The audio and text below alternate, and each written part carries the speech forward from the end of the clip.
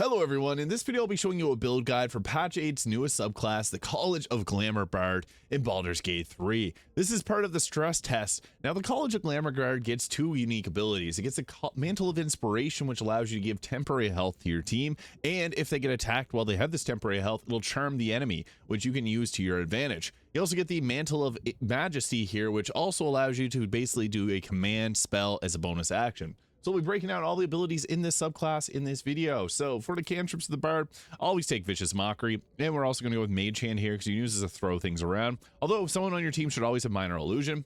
And for our spells, Healing Word can be nice to pick up downed allies. Dissonant Whispers will give disadvantage on ability checks and attack rolls. Thunder Wave to push people off of cliffs, super useful. And we get Long Strider to buff up our team since we're kind of like a support buff type class. Now with this, for ability points, I'm going to go 16 Dexterity, 14 Constitution, 10 Intelligence and Wisdom, and 16 Charisma. So this is all about our Charisma skill for spell casting. And as we continue to level up, I'll be showing off all of the different ways to take advantage of this subclass and also cover gear as well as combat in this video. Now at level 2, we get ourselves a Jack of all trades, giving half our proficiency bonus to anything we're not proficient in, and the Song of Rest, which will give us a short rest. And we get to pick another spell here. Fairy Fire can be nice to give advantage on attack rolls, which can help out early game. You can also go with any of these other support spells. And once we get ourselves to level 3, this is when we get to choose the College of Glamour. I like the icon, it looks pretty cool there, but we get ourselves the Mantle of Inspiration. You can imbue 2 allies with 5 temporary health. This will scale up to 11 temporary health and all 4 targets at level 10. This uses one of your Bardic Inspiration and a bonus action. Now for our spell at level 2, Hold Person is probably going to be the best choice here, so we're going to go with that. Although you can go with like Heat Metal, which is pretty useful. Crown of Madness can be kind of nice too, so you can use this to make it attack somebody else. And we're going to go with obviously subclass there, so we'll roll with that. And for the abilities, you can go with like Persuasion and Deception, I think are the 2 best here for different dialogue options, giving you a nice bonus to them. At level 4, we get ourselves a cantrip, and we can go with the Minor Illusion, or Friends can be actually pretty useful too, just be mindful on harder difficulty options. Now, Cloud of Daggers can be nice because there's no check on this. Everyone just takes damage who walks through it. Enthrall can be okay, but Crown of Madness is also kind of a nice spell to have. You can go with either one of those. You can also go with like Invisibility or Shatter, but I think Cloud of Daggers ends up being best here. And for our feat, I think it's best to increase our overall Charisma for better spell casting, as we're going to get some spells later on we want to definitely cast. Now, level 5, we get Font of Inspiration, so we get our inspiration back on short rest, and it'll increase to a 1d8. And we get level 3 spells here. Things like Glyph of Warding can be extremely useful, but Fear is also nice. You can make targets drop everything, and they'll get disadvantage on ability checks and attack rolls, which is actually a pretty big buff. If you can apply Fear to a group of targets, they're going to be pretty useless. At level 6, we get the Counter Charm, advantage on saving throws against being charmed or frightened, and we get the Mantle of Majesty command. So this is a bonus action command, really nice. However, it can't be upcast. My personal thoughts here, I think the Sword Bard is better, using the Helmet of Arcane Acuity and the Band of the Mystic Scoundrel. That lets you do a bonus action command that you can upcast to target multiple targets. But I digress, we'll stay focused on this. Now at level 6 here, we can go with Plant Growth or Glyph of Warding. Both of these are kind of crowd control-y spells without requiring concentration. Glyph of Warding will do damage, can put people to sleep or blow up, and Plant Growth can quarter movement speed, which is actually really effective. At level 7, we get ourselves another choice in spells, and I think Confusion is probably the best one here. This can confuse a group of enemies, and they can just attack each other. That is extremely useful, and we're in an interesting role here where we're kind of crowd control-y, so we'll roll with that. Now at level 8, we get to go with another choice in spell here, and you can go Greater Invisibility. Dimension Door can be nice, or going back and taking Plant Growth without requiring a concentration. And for our feat, you can increase Dexterity or take our Charisma all the way up to 20. Now at level 9 here, we get our choice of a level 5 spell. Hold Monster is the best spell here. It's just going to be really effective late game. Anything that can't get hit with Hold Monster will get hit by that. Now level 10, where Bardic Inspiration increased to 1d10. We also get to choose increase to their Intimidation and Performance skills here. Get to choose another cantrip with Friends. Dominate Person can be an alright spell too. You can use this to take over enemies and make them attack for you. And we get our choice in spells. Now there's some that are really good. Spirit Guardians is great, so is Hunger of Hadar. These 2 require concentration. There's also going like the Fireball, Ice Storm, Lightning Bolt spells. Those can be pretty nice. However, if you want to be the strongest version of yourself, the best 2 spells are actually Cone of Cold and Conjure Elemental. I know I've used this in the past. These just pair well, because you can use a staff to give yourself a free cast, create the Water Myrmidon, Cone of Cold will then do double damage from its water effect. So you can do upwards of 128 damage. And this is the only way we can make ourselves DPS. You can add in like Banishing Smite if you wanted to, or some of the other spells here. Again, like Spirit Guardians, Hunger of Adar, nice. But this is the most powerful combination, so we're just using the tools that we have available to us to make the most of it. And we're going to go with level 6 spell. Auto's Irresistible Dance or Eye Bite can be nice. Eye Bite can just completely take someone out of combat, so that is nice. It does require a level 6 spell, but they can be effective. And finally, for level 12, we can add in like a War Cleric to get bonus action attacks if we really wanted to. But we're going to keep it at level 12 just to keep it all under one umbrella. I'll be experimenting with future multi-classes in the future here, but we also got like Auto Irresistible Dance or Planar Binding for our spells.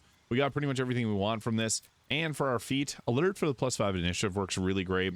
Or you can go with ability score improvement and take up our dexterity just for better overall armor class and survivability.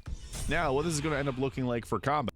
So we're rolling with the Hood of the Weave here, which will give us a +2 to our spell save DC. I also got the Cloak of Protection for higher armor class. We got 24 there, which is not bad.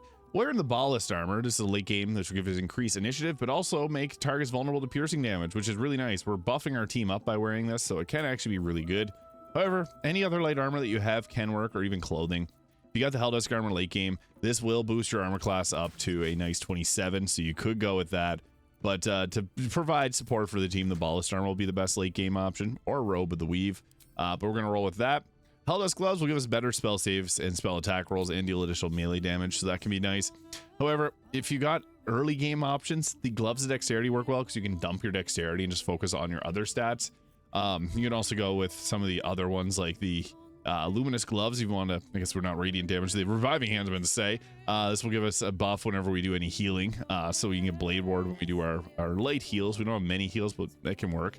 But I think that Hell's Gloves would probably be one of the better options. Gloves of Belligerent Skies if you want to use Thunderwave a lot. I mean, there's not really any specific gear. There's also the Wondrous Gloves too, which will give us an increase to our armor class and give ourselves another bardic inspiration. So that can be a nice one to go with as well if you wanted something a little bit different. This will just increase our overall spells.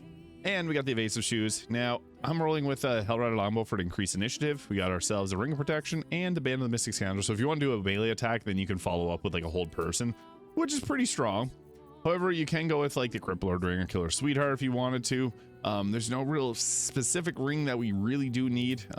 So this can be nice if you want to add in a melee attack. It's not super optimal, but the reason I got Marka Heshker out is because we got the Arcane Battery, so we can buff ourselves up. And what's also nice is you could also just go with the Staff of Spell Power here. And with this, it gives us the free cast, which we're going to use to create the Water Myrmidon. And the Water Myrmidon is just going to buff up our overall damage since we have Cone of Cold. That just gives us a very reliable damage option. And you can see there, we got a lot of different spells, so this can be pretty nice. Now, the thing is, we got our summon here. We can also swap back. You can go with a couple different things. So we can go with a melee weapon for piercing damage, but we're more so a spellcaster than the Sword Bard, who is a melee attacker. So we're actually going to play to spellcasting. So the Ballast Armor is probably not the best choice here, but we're still going to roll with it because it'll support our teammates. And that's what the Bard is all about, is giving the boys a nice buff. So getting into actual combat, I'll show off what that looks like. So since we're going in on spellcasting, we may as well use Kareska's Favor here. And the Bolts of Doom will give us lightning charges, which can be nice. You can also go with the Frost of the Cold Winter or Dark Winter there. But we're going to go with this. This just gives us some combat effectiveness. We do have 2 spells now that we can use.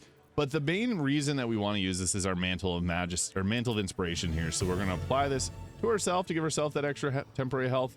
And then we're applying it to the rest of our team. Unfortunately, they're too far away. So there's a range to this. But whenever we use our Mantle of Inspiration, this is going to give temporary health. And also, if we get attacked, it'll charm the target. So cool animation there. I think that looks nice. And then with this, we can start off with also dropping down. Like, we do have the crowd control of plant growth. So we can use this to just end up creating a bit of crowd control at the start. Especially if you know you're getting into a combat encounter, you can set up preemptively there with our plant growth just to slow things down. Just be careful of using fire spells because that'll burn the plant growth, and we don't want that.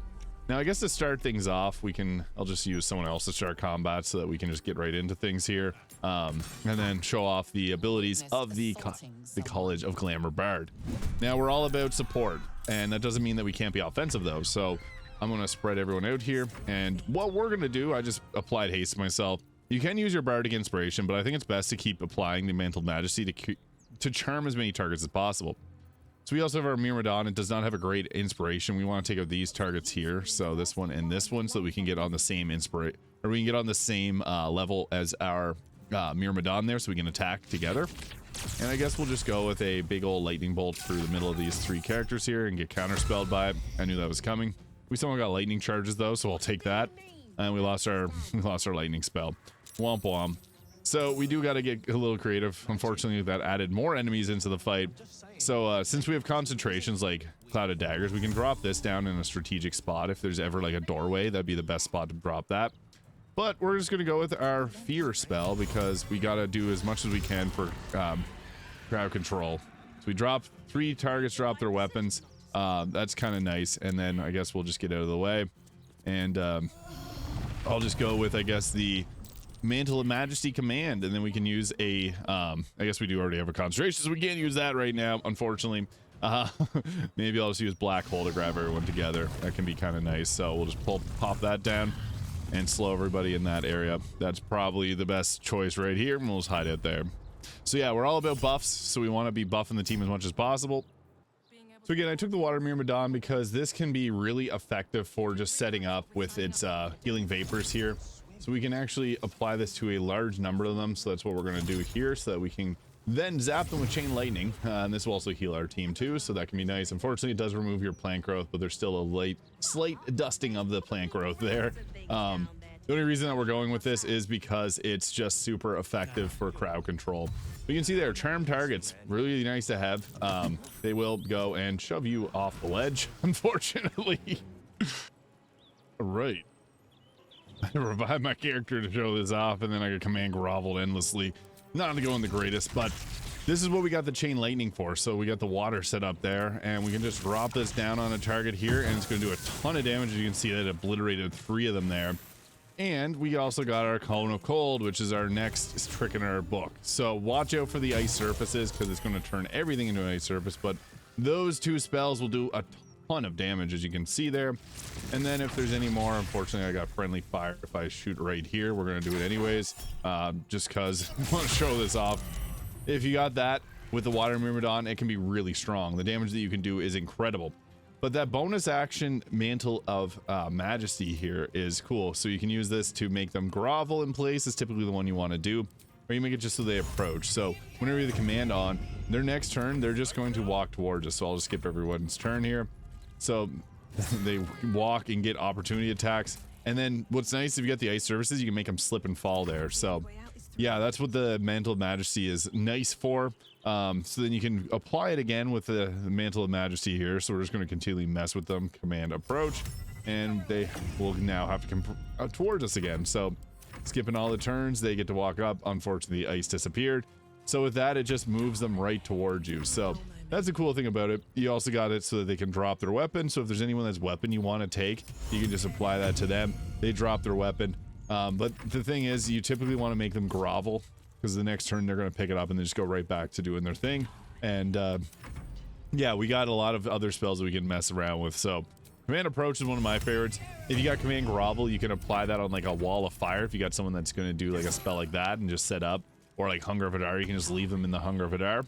That's typically going to be your best option for it. But yeah, we also got like the Thunderwave spell, which we can use to just yeet people away. That's probably going to be one of the better options early game to take people out. They saved on it, so we'll drop them again with another one. Oh, it didn't push them right where we wanted it to. But the nice thing is with this, you can just completely yeet people away. So boom, that finished them off. So that is the College of Glamour Bard. A couple of difficulties. This isn't very strong. I'd recommend going with Sword Bard with the Band of the Mystic Scoundrel so that you can actually upcast your commands. But still not bad because it doesn't require your spell slots. So you can use those on your Eye Bite and other powerful spells. So let me know your thoughts in the comments below. Hit the subscribe button if you haven't already, and I'll see you all in the next video. Have a great day.